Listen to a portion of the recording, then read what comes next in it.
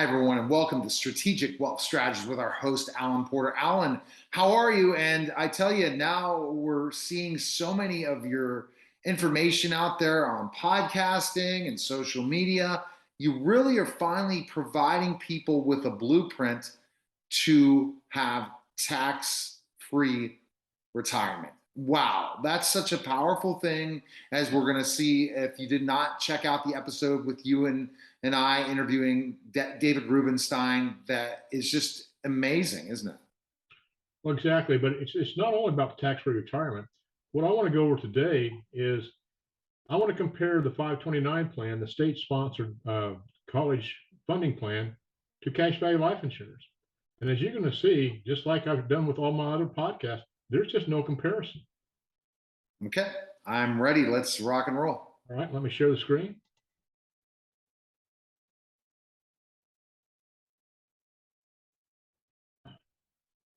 Now, college funding, what is the best plan? The 529 plan versus index universal life insurance. There's 5 potential problems with the 529 plan. The risk, because you're always involved with the market. What if you have a loss, a huge loss, like a 50% loss the year before you go to college, the kids go to college? Oh man, yeah. And people don't understand it. If you have a 50% loss, it takes you 100% gain just to get back to even. Performance. Now, I just read something about 529 plans. They're not performing like a regular stock index because they've got very, very conservative items, and the more risk you have, the more chance you have for loss also. But 529 plan counts as financial aid when you go for grants and things like that. Flexibility and accessibility, there's hardly, it's very non-liquid. And recyclability, you've got to use it for higher education. If you don't, it's a 10% penalty. Okay. Are your parents saving for college, or are they investing for college? Well, here's the problems. If you're saving for college, you'll do the following characteristics: money not at risk, like a savings account, CD, low return investment growth. In conventional plans, you have a 529 college savings plan. Your mutual funds and stock investments, like I said before, they have huge risk to them. Right. And what are we down this year so far? About 25%. And I don't think we've hit the bottom yet. But what I like to do is show people different ways. Now, one of the ways that people come back to me and they say, well, dollar cost averaging over a longer period of time may work out in some cases, but you always have a risk in a 529 plan. If the market goes down, you may or may not make back your loss by the time you need your money for college. And I know this has happened to several families that I do business with. Oh my gosh. And then they had a big market loss. And now they're scrambling to get money, and the kids now have to take out loans to pay for the college. The standard approach, the state-sponsored 529 plan, here's the advantages. Return potential may be significant, but again, you're still going to have the risk. Distribution may be free of tax for approved higher education expenses. Now it's got to be for higher education. Plans may be moved amongst family members.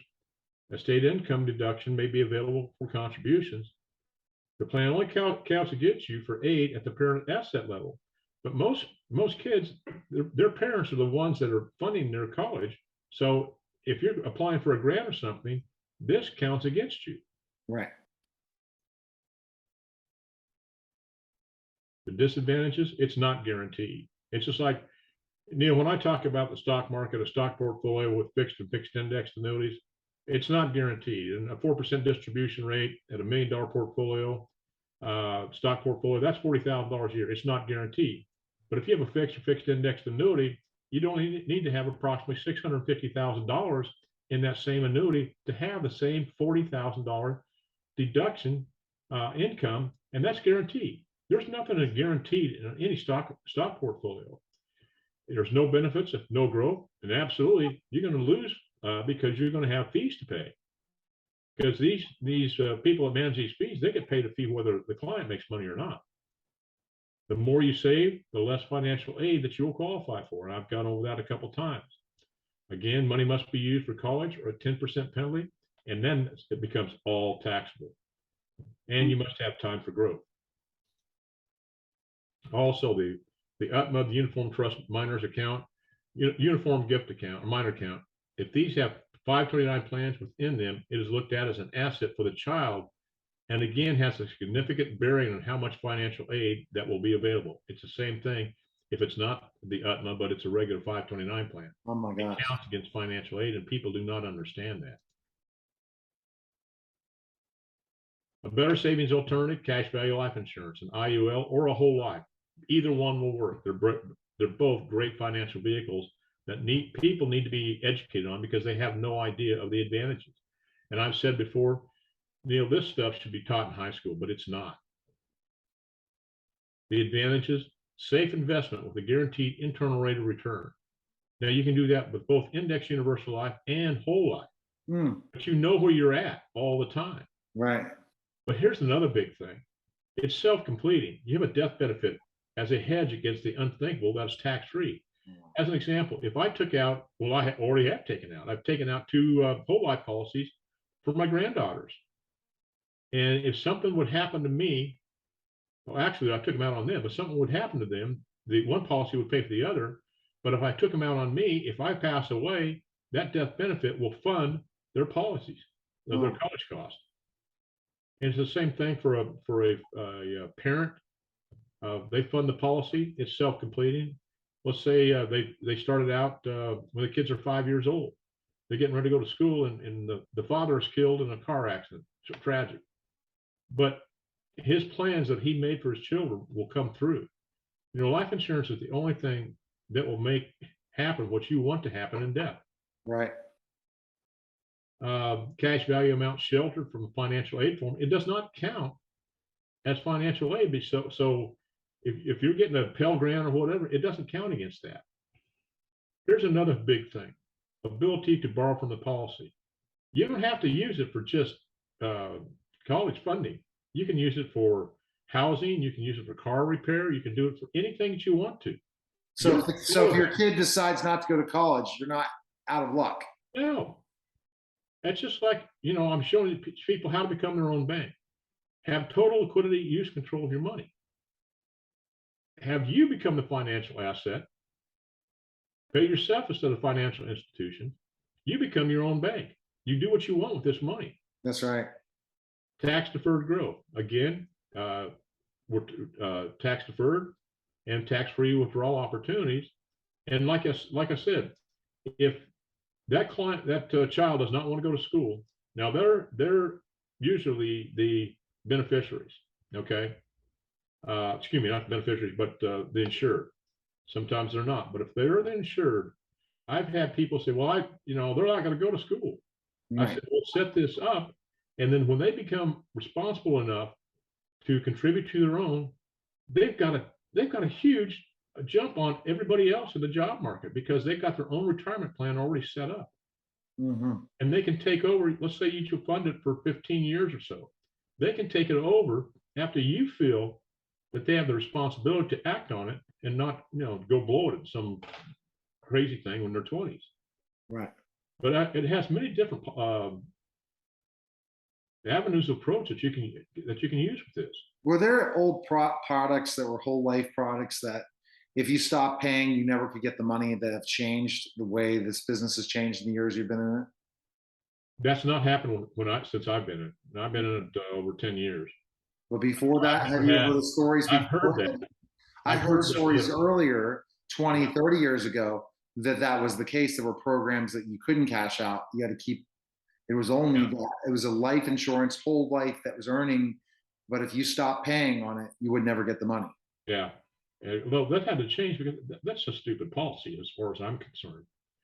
But the thing is, it's unstructured loan payments. You become your own bank. Liquidity, use control of your money, not somebody else having control of your money.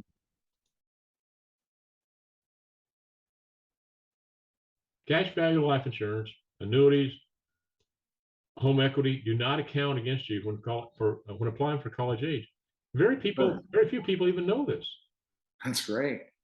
But I mean, there's almost every person could qualify for some type of aid. And I don't know how much, but it will depend on how much aid that you get because you've got other financial assets. But when you have something that doesn't count against you as a financial asset, that means that's that much more aid that you're going to get, and that's aid that you don't have to pay back. You don't have to worry about it. Yeah, most definitely. A great solution for college and retirement, Index Universal Life. Now we've gone over the retirement with the advantage of Index Universal Life. You have long-term growth, stability of the principal, predictability. From the financial aid, as I said, guaranteed loan rate. If you take a loan out, they're going to charge you a certain percentage interest. Okay, you don't even have to pay the loan back if you don't want to. It just comes off the death benefit. But you can arbitrage your loan because we're guaranteed by contract never to have a loss due to market downturn. And there's three types of loans in cash value life insurance. There's the net loan where, let's say with Allianz, they charge you 5%. They're going to take that death benefit and put it as a lien against, they're going to take that, let's say you borrow $50,000. They're going to take that $50,000 and put it as a lien against your death benefit. Now it's going to accrue interest, but you don't have to pay it back. But the cash value continues to compound. Now, what the life insurance company is going to do, they're going to put that in a financial entity that's, say, making 3%, Neil, and they're going to credit you for that 3%. Okay. So you're only paying 2% for that loan. The next one they have is a wash loan. And you can do this with Allianz right now with the rider that you purchase. But if they charge you 5%, they're going to credit you with 5%. Or what they'll do is they'll put that into a financial entity that's, say, making 5%. They're going to credit you the 5%, so you're paying zero for your loan. But this is what I do. This is what I teach my clients to do. This is what the banking institutions do and people that know the tax laws do. It's called a participating loan. And one of the easiest ways to explain it, like I said, we're guaranteed never to lose money due to a market loss because we use indexing strategies to grow the cash value in these index universal life insurance policies. Okay. Now, an easy way to explain it, now there's hundreds of these indexing strategies out there, but Allianz has what they call a trigger method. And anytime the S&P 500 index goes to 0, 1, or 20%, you're automatically credited with 7%, I believe, right now. Now, think about that. You're only paying 5%. They're going to credit you. You're making 2% of the money you borrow. The banks do it every day, Neil. You put $100,000 into a CD or savings account, you're paid next to nothing. They're going to take that money and they're going to loan it out at 5, 10, 20% for credit cards. That's how part of the way banks make money. I mean, it's a phenomenal financial vehicle. So the banks make money by us depositing money in the bank. Yes, they arbitrage the money all the time. They 24 hours a day that money's turning, making money for the bank. When's the last time that you ever went? I mean, I probably have never done it, but let's say that you got $50,000 in your savings account, and you go to the bank. I said, I want $50,000. Well, they're not going to give it to you that day. No, because they've got to get that money. See, they got that money working for them. Your participating loans are tax-free. Multi-benefit tax favored plan. There's many, many benefits. It avoids probate. And I've explained to you what probate is. It's a lawsuit that's initiated by you that you're going to pay for and you're going to lose. Because two people that I can think of right now is Joe Robbie, who owned Joe Robbie Stadium, the Miami Dolphins. He was worth over $400 million at one time. His family got next to nothing because he had no exit plan when he died. He had no wills, no trust. Oh my goodness. And they had to sell the team and stadium just to pay the taxes. Now, I'm sure another one that people are familiar with is Prince the Entertainer. His family will probably lose 85% of that estate due to taxes, and because he had no plan. And it's in probate. It's been in probate for over 2 years, and this is the killer. Attorney's going to make anywhere from 6 to 12% of that estate. That's criminal as far as I'm concerned. Another great thing, it's protected from litigation in most states. So you can't be sued for it. It's protected from liens, liens, judgments, and liabilities. And this is another one that's absolutely huge. And I know this for a fact because these things have happened to my family. Can be used for long-term care with this terminal, chronic, and critical illness rider. As I told you before, my daughter-in-law at age 39 died of pancreatic cancer. And if it had not been for the death benefit, which you got to access within the terminal illness rider, which you got to access within 1 year of diagnosis, my son would be bankrupt because he's 100% disabled and not even getting his disability at this time, Oh, at that time when she passed away. mm-hmm. And that's what got me into this business and let me expound on all the benefits of cash value life insurance, not just for retirement. It's for health care, it's for long-term care, it's for college planning, and the list goes on and on. Basically, that's a pretty short summary of this. Well, so it's great. It's a great podcast because it makes you think. Holy cow! I got a couple questions for you. Sure. So once you stop the share, what basically, how wouldn't you want to do that when you're doing a college fund for your kids or your grandkids using life insurance policy, using the programs you have available to you, then have a chance to lose money and risk money and not be able to use it for other things when everything changes? What if you had a kid's college fund and then the kid decided, I'm not going to college? That money's lost. It's gone. Yeah, exactly. I mean, well, it's not lost, but you're going to be paying taxes on it. So you only have like 10% have at the end, or if you're using it for other reasons. But and have you seen the market win maybe once or twice, right? Against this, right? Hedging. Yeah. Well, in the last 25 years, the market's had huge losses at least 3 times. You remember 2001 to 3, 2008, and now we don't know when the bottom's going to hit.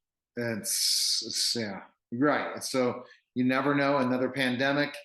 Hedge those bets by going that route. That's no doubt. Well, Neil, it's just like they call it the lost decade from 2000 to 2009. Indexing strategies made almost 5%. The market lost 4%, I believe it was 4 or 1.4. I can't remember. But the market lost money in that 10-year period, and indexing strategies made money. Okay.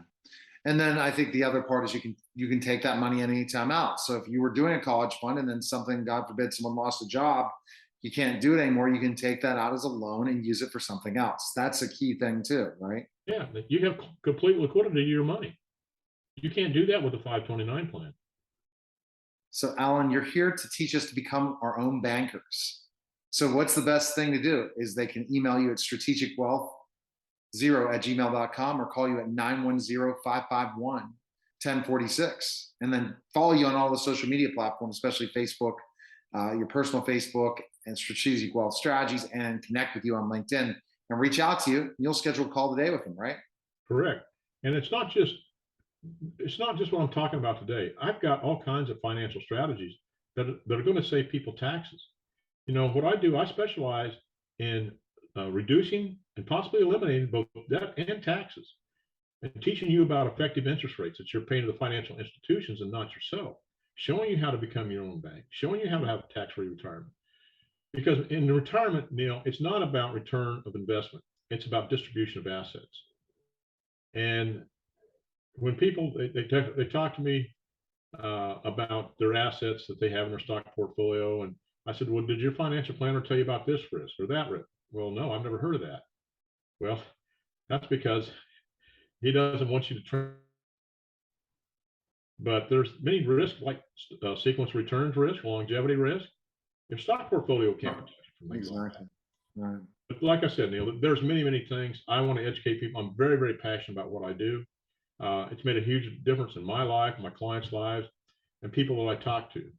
And like I said, like you said, Neil, contact me, 910-551-1046. If I don't answer, leave your name and number and I'll call you right back. And we know, and you're very active working with your clients and helping them save lots of money on taxes and accumulate wealth. So appreciate it, Alan.